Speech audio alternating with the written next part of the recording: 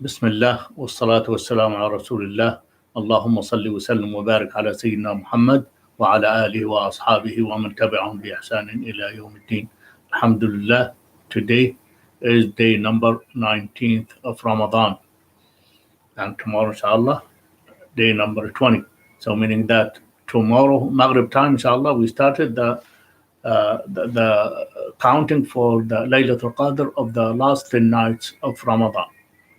I ask Allah subhanahu wa ta'ala at the beginning of this Khatir, inshallah, to accept our fasting, to accept our prayer, to accept our supplication, to accept our righteous deed, to accept our sadaqah, to accept our iftar. Allahumma ameen. I ask Allah subhanahu wa ta'ala, inshallah, to cure the world and find, inshallah, remedy and solution for the COVID-19 outbreak. Allahumma ameen. So the Khatir for today is the continuation from the Khatir of today's Fajr. Still, we are talking about enjoining what's right and forbidding what's wrong, which is a duty into each and every Muslim to do so. Al-Amr bil Ma'ruf wa Nahi an al-Munkar. As Allah subhanahu wa ta'ala, He was praised this ummah by saying, كنتم خير أمة أخرجت للناس تأمرون بالمعروف وتنهون عن المنكر وتؤمنون بالله. Allah subhanahu wa ta'ala praised this nation, the Islam, by saying, you have been the best nation ever Allah has sent or raised. Why? Because you're enjoying what's right, you're doing the right thing, you do the halal things, you obey the rules of Allah subhanahu wa ta'ala, and you go by the Sharia law of the Islam, and you forbid what the evil thing, and you stop the injustice, you stop the evil thing spreading in this world, and you believe in Allah subhanahu wa ta'ala. So that the criteria for this ummah to be among the best of the other nations. Hadith, there are numerous hadith encourages us to do so. And the hadith of the today regarding this subject is the hadith narrated by Abi Sa'id al-Khudri radiyallahu anhu.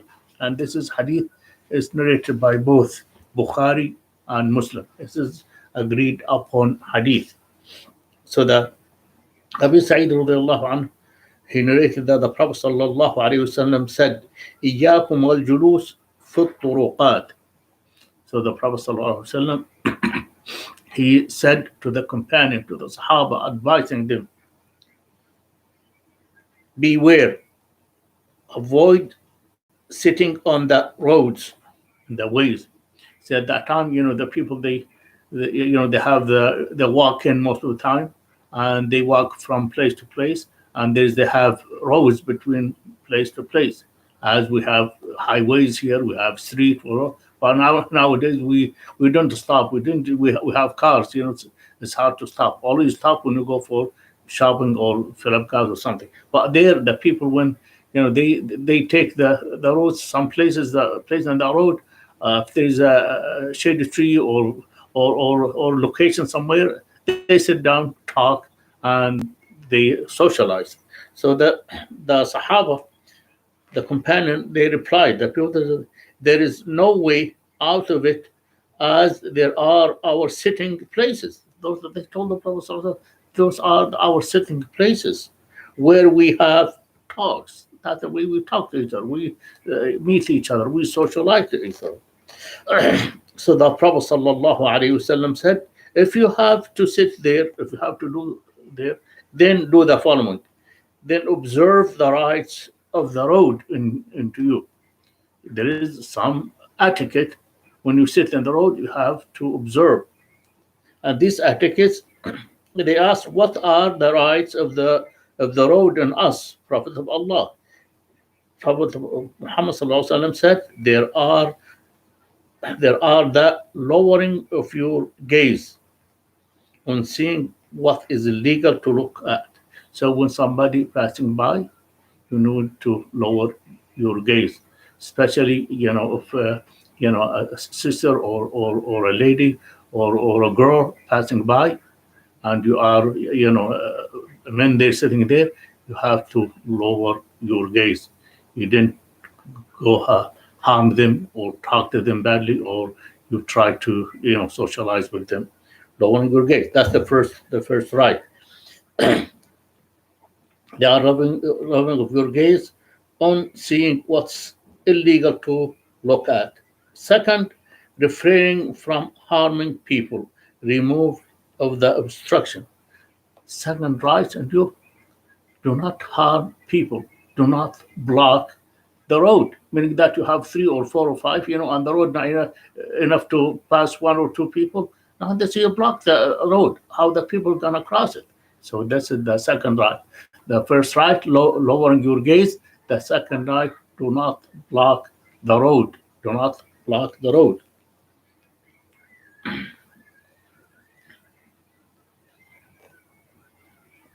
Do not block, and removing of the obstructions, meaning if there is also something obstruct the road or block the road, make sure just you remove the evil from the road.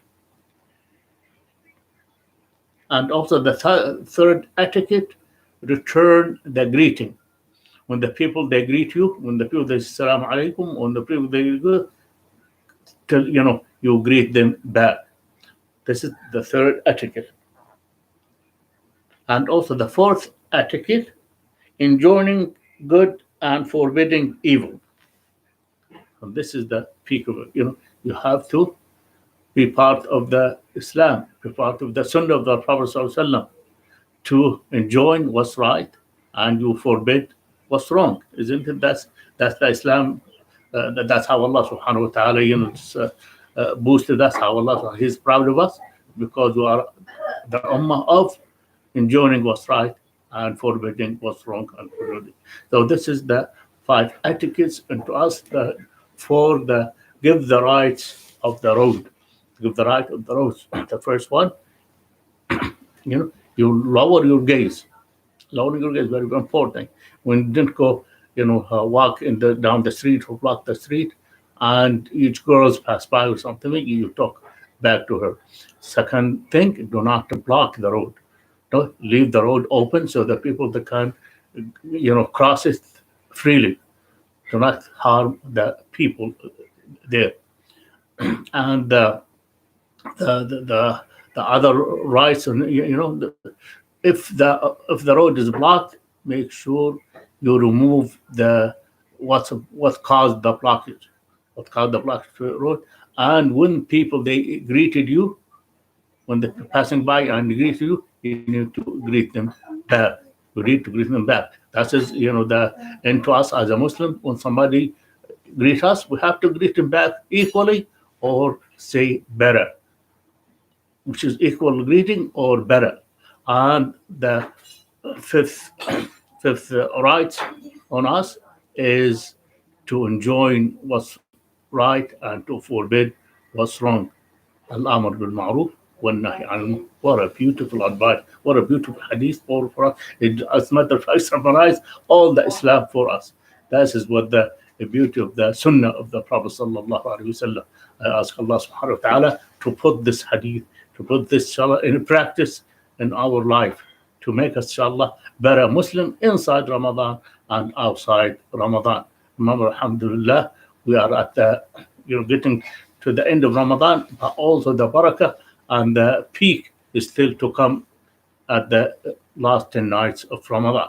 So this we need to be inshallah part of Laylatul Qadr, part of inshallah the people who observe Laylatul Qadr, so to get inshallah the reward of 1,000 months, to get the reward of the 1,000 months. Do not make sure you prepare yourself for that. The Prophet ﷺ, what he used to do on the last night of Ramadan, he wake he stand up in salah all night long.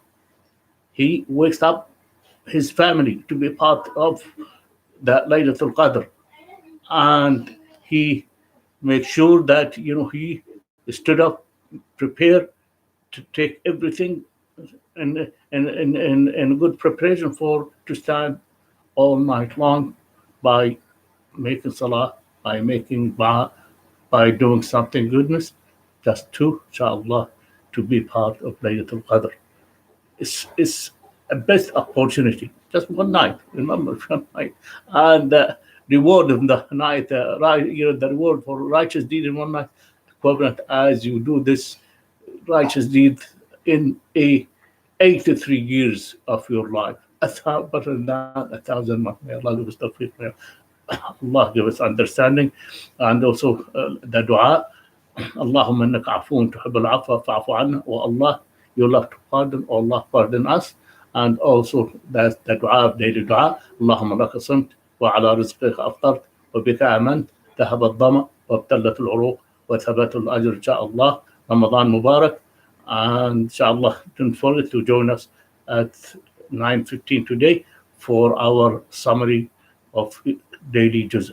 Assalamu alaikum wa rahmatullah.